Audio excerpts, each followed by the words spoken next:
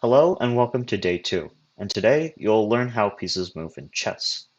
Now, there are 6 pieces in chess. There are the pawns, there's the knights, there's the bishops, there's the rooks, the queen, and even the king. So let's look one on one, starting with the pawns. Now, pawns are weird, so you want to pay attention to it. So in their first move, they can choose either 2 spaces forward or 1 space forward. So let's say I do something like this. Now, let's say the opponent does something like this. Now, you don't always have to move 2 squares forward. You don't have to if you want. But like after your first move, like they can only move 1 square forward. There's no option for like 2 squares anymore. And that applies to like every individual pawn, not just like your first move, oh, now you have to move like 1 square. No. So yeah, that's the general way, but I'm also going to show you this. Now, both of those pawns are locked. They cannot move anymore. And you can't capture vertically. There's no way. The only way you can capture is by capturing diagonally. So let me just show you an example. A popular move is something like this. Now you can capture like that. This is a pawn capture. You can also capture like that. So that's basically the general idea of how pawns move. So let's move to the knights. Now knights are unusual, so I'll explain it in a second. Knights move in an like knights move in 8 different squares. And I like to think that knights move in an L shape because oh well, that arrow's not supposed to be here because that's generally how like where the knights are moved. For example, this is a knight move.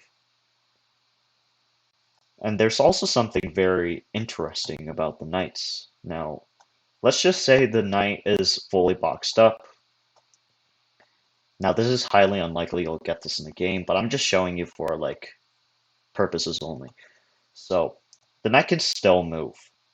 And the reason why is knights have a thing that no other piece does. Knights can jump over pieces. It doesn't matter if it's your opponent's pieces, your own pieces, it can jump over pieces. This is the only piece that can jump over pieces. Just remember that. The rooks can jump over pieces, the queen can jump over the pieces, the pawns can jump over pieces, none. So let's start with the bishop. Now, now bishops are like easy to understand because you can only move diagonally. For example, this is a bishop move. I'll show you another one. How about this too? But I also gotta tell you something about the bishops. Like this is a dark squared bishop because it's at the dark square color. Now once you move, you can only stay in that color. There's like no other way to get out. And that's the same thing for light squares, light squared bishops. So yeah, that's something to keep in mind. And now let's move to the rook. The rook's pretty simple. You just move up, down, left, right. Now, this is like an example of a rook move. This is also an example. This is also an example, and so forth.